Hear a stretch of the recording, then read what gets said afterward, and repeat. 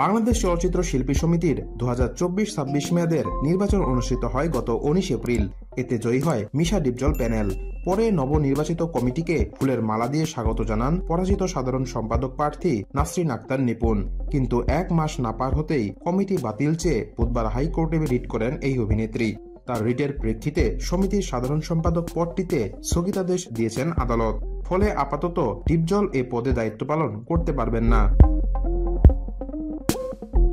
সোমবার বিচারপতি নাইমা হায়দার ও বিচারপতি কাজী জিনাত হকের হাইকোর্ট বেঞ্চ এ আদেশ দেন।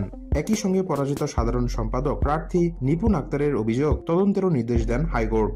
বিষয়টি নিয়ে দেশের একটি গণমাধ্যমের সঙ্গে কথা বলেছেন মনোয়ার হোসেন ডিপজল।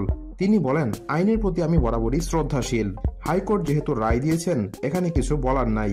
তবে বিষয়টি নিয়ে কমিটির সঙ্গে আলোচনা করে 2-1 দিনের মধ্যে আমরা চেম্বার জজ আদালতে যাব। ডিপজল আরো বলেন, এটার পেছনে অবশ্যই কোনো বড় শক্তি আছে। যেহেতু সে দেশের বাইরে থেকে এসব করছে, সেহেতু বুঝতে হবে তার পেছনের হাত লম্বা। প্রসঙ্গত 2 বছর আগেও শিল্পী সমিতির এই নির্বাচন নিয়ে আদালতে দ্বারস্থ হন নিপুণ। সেবার তার আপত্তি ছিল প্রতিদ্বন্দ্বী প্রার্থী জায়েদ খানকে নিয়ে।